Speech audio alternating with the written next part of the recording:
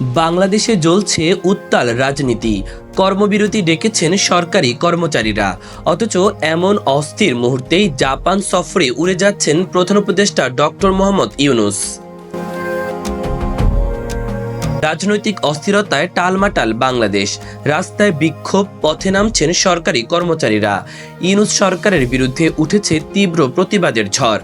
আর ঠিক এই মুহূর্তে যখন চারদিকে ক্ষোভ, উত্তেজনা ও অনিশ্চয়তা, তখনই দেশের দায়িত্বশীল প্রধান উপদেষ্টা দেশের পরিস্থিতি ফেলে পাড়ি দিচ্ছেন জাপানে। প্রশ্ন উঠেছে, এমন অগ্নিগর্ভ সময় কেন বিদেশ সফর? দেশের মানুষের ক্ষোভ, আন্দোলন, অচল অবস্থাকে উপেক্ষা করে কি বার্তা দিতে চাইছেন তিনি? সূত্র বলছে, 4 দিনের সরকারি সফরে জাপান যাচ্ছেন মোহাম্মদ ইউনূস। সফরের উদ্দেশ্য নিক্কে ফোরাম সম্মেলনে অংশগ্রহণ। টোকিওতে 29 ও 30 মে এই সম্মেলনের আয়োজন। তবে বিষয়টা শুধু সম্মেলনে যোগদানই থেমে নেই।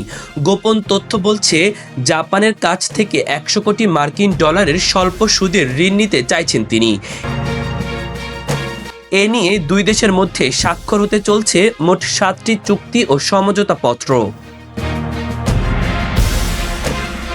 চীন সফরের পর এবার জাপানে বিশ্বমঞ্চে নিজেকে অর্থনৈতিক রূপান্তরের কাণ্ডারি হিসেবে তুলে ধরতে মরিয়া ডক্টর ইউনূস। তবে প্রশ্ন থেকে যাচ্ছে, দেশের এই সংকটজনক মুহূর্তে তার এই সফর কতটা গ্রহণযোগ্য? বিশেষজ্ঞ মহলের মতে, পদত্যাগ নিয়ে নাটকীয়তার পর আপাতত স্থিরতা থাকলেও অন্তর্বর্তী সরকারের ভবিষ্যৎ এখনও অনিশ্চিত। এমন অবস্থায় এই বিদেশ সফর আরও চাপে ফেলতে পারে সরকারকে। জনগণের অসন্তোষ, সরকারি কর্মচারীদের কর্মবিরতি এবং রাজনৈতিক অস্থিরতার মাঝে এমন সিদ্ধান্তে কি সরকারের প্রতি জনআস্থা আরও হুমকির মুখে পড়তে পারে? উত্তর সময় দেবে। তবে প্রশ্নগুলো এখনই জ্বলছে বাংলার পথে ঘাটে মানুষের মনে। দর্শক, ধন্যবাদ এতক্ষণ সাথে থাকার জন্য। ভিডিওটি ভালো লাগলে চ্যানেলটি সাবস্ক্রাইব করে দিন পরবর্তী ভিডিওর জন্য। ইমন তারুণ্য বার্তা।